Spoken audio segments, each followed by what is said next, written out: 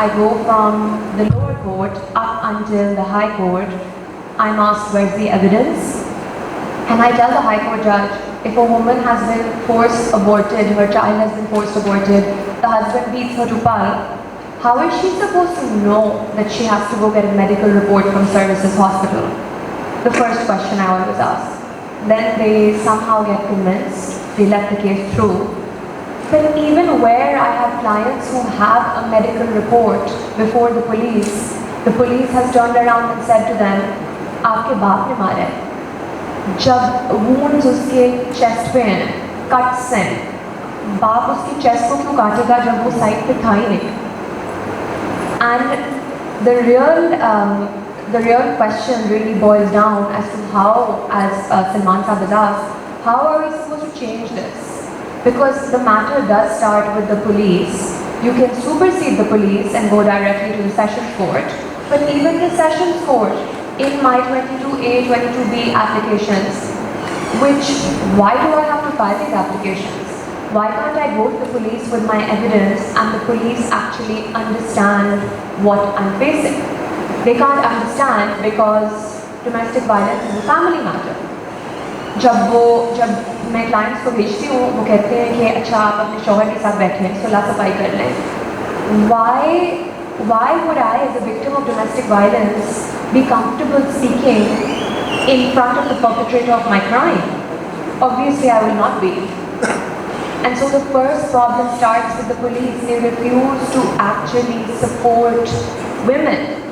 But the issue doesn't stop with the police. Police से शुरू होती है बात, एक से दूसरे थाने में इन्वेस्टिगेशन ट्रांसफर होती है, फिर आप सेशंस कोर्ट जज के पास जाएं और हमारे तमाम फैसलों में यही बात आई है कि domestic violence is a family matter. The sessions court judge has actually written this in his judgment, that it's a family matter. And I have asked him, how is the fact that my client's child has been aborted at 6 months? The child was a girl. The husband did not want a girl, so they tied her up and forced her to have a miscarriage in the house, and then they threw her out.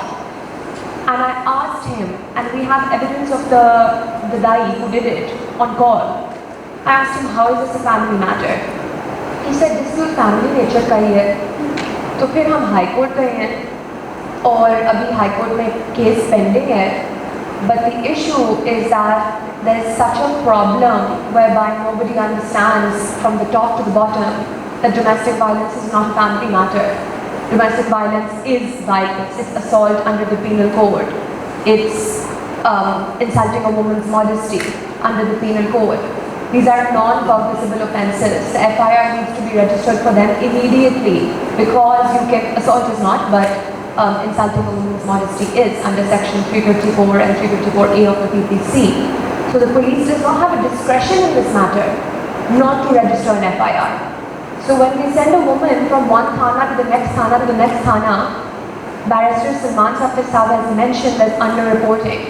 And why is that? Because you make the system impossible for women. Even when women come forward, let's take the example of Nisha Shafi. I'm not talking about whether or not her claim was correct. Khatija herself, when she came forward, it is so difficult for these women. My clients who come from Lodra, they come from Lodra. If they didn't have someone who was bringing them from Lodra, and if they didn't have the resolve, how would they fight these cases? Because the police sends them from one thana to the next thana, the sessions court judge says it's a family matter. Of course there's underreporting because the system doesn't support women. The system doesn't support women lawyers, to forget all the people sitting in, AC rooms. So how are the ones who don't have any backing going to get through the system? And a lot of my clients are actually well-educated women, doctors, women who work in multinational companies, but they have not managed to get a better result from the system, from the police. They're well-off people with family connections, but so is the man, and at the end of the day, the police will not listen to the woman. Now, we had a recent case from a mohalla of a girl, not a girl, an aurat, and वो FIR काटने गई domestic violence scheme. मोहल्ले का जो बंदा था जिसने उस पर तशद्दुद किया, brother-in-law, he knows the police. वो वहाँ alcohol बेचता है, so he knows the police. The police refused to register her FIR, turned her away, But when they found out that he's made a complaint that she's abusing, the police called her up and said, "Puri raat aapko thane mein band kar denge." So I called up the policeman and I said, "मैं DIG साहब की भतीजी हूँ." It's not true. I just said this. I said, "आइंदा call किया ना मेरी client को, मैं आपको जेल में डाल दूँगी." So he said, "Sorry madam, ये मैंने कभी नहीं कहा, अल्लाह मेरे गवाह हैं." I said, मेरे पास रिकॉर्डिंग है आपकी, आइंदा मेरे क्लाइंट को कॉल नहीं करना. But I was discussing this with Valerie. Why do we have to resort to using connections? Why is the police not there any step of the way to assist us or the sessions court judges? Another gap that is in the system is the fact that in Punjab, the Domestic Violence Act 2016 was not, it's not being notified in any of the cities.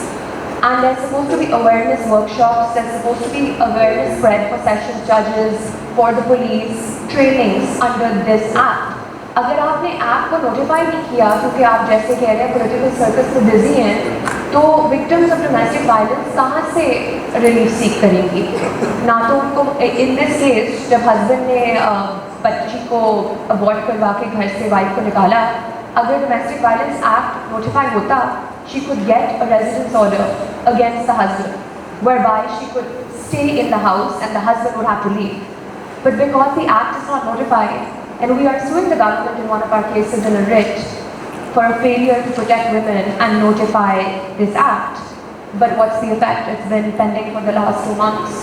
We hope it gets notified through our writ by getting a mandamus direction to the government of Punjab.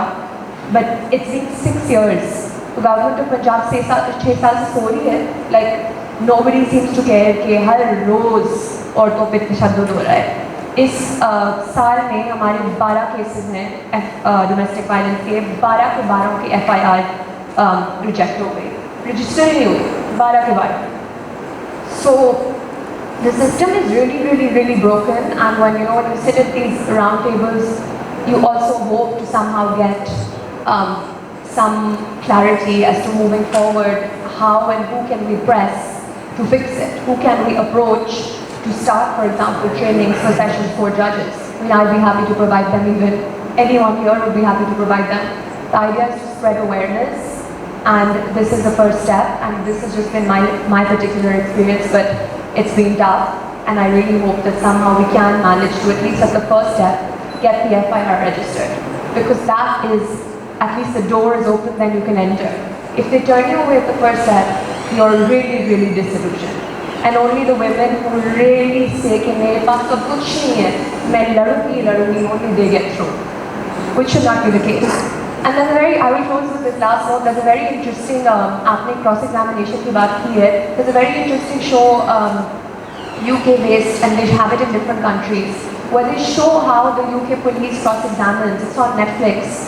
वो कमरे में बंद करके 6 घंटे बंदे को grill करते हैं, और ये अरेस्ट से पहले होता है.